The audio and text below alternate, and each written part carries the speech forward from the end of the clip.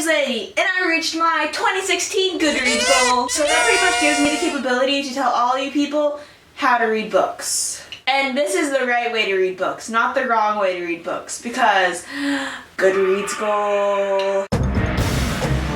I've been reading a lot more this year than I read last year, and the reason for that is because this year I've been reading a lot on my iPod, not a phone, guys. No Pokemon Go for me. Just because we're millennials, so we're always on our phones, so we might as well just be reading books on our phones. So you know when those like elderly people pass us and are like, oh my gosh, those people are always on their phones. You can just be like, joke's on you, I'm reading a book. You can buy the books normally, but then what I honestly do, and it makes me a really not good person, is I just look up the books for free online. Like if you type in the name of the book, the name of the author, and then download or EPUB or PDF, then there's a 60% chance that that book is going to be found online for free.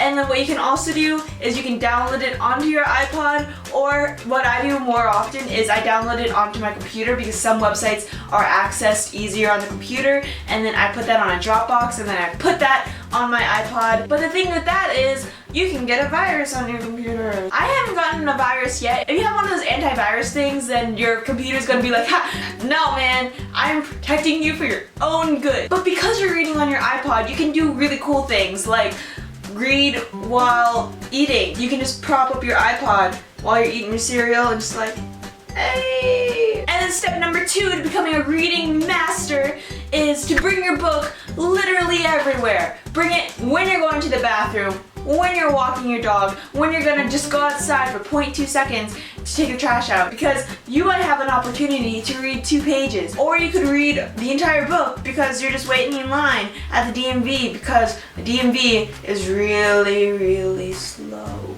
If you have your book, then you're more inclined to read it than if you didn't have it.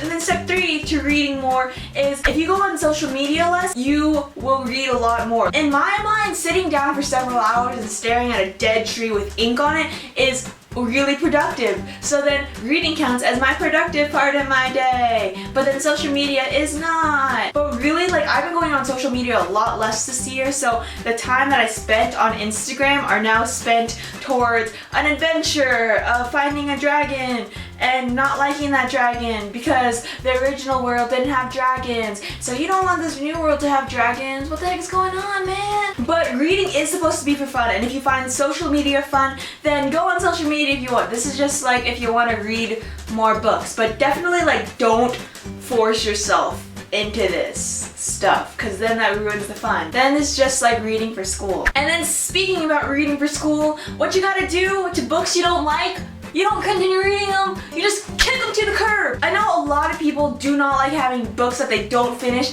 but there's no shame in having books that you don't finish. If you don't like that book, just put it down and maybe you'll like it later. But you should be reading books that you like, because not only do you actually like them, but you actually read them faster and you finish them faster, and then you can move on to the next book that you like. And then another thing you can do to increase reading productivity is just stare at your bookshelf and just feel bad about yourself. An author spent a year writing this. They poured their sweat and blood and heart and mind into this book.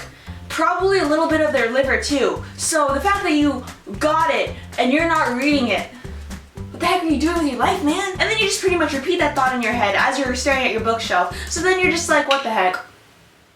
And then you're probably going to be inclined to read more. And then the second to last step that I have for you is to watch BookTube. Because BookTube is about, guess what?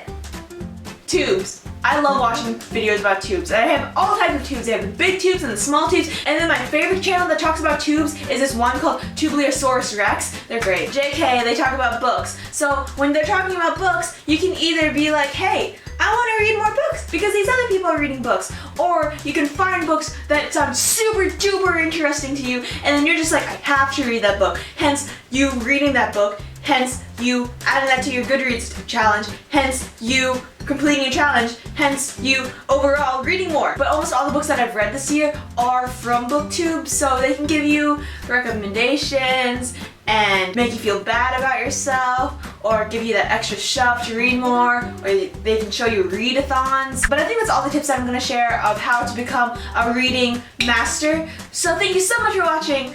Bye!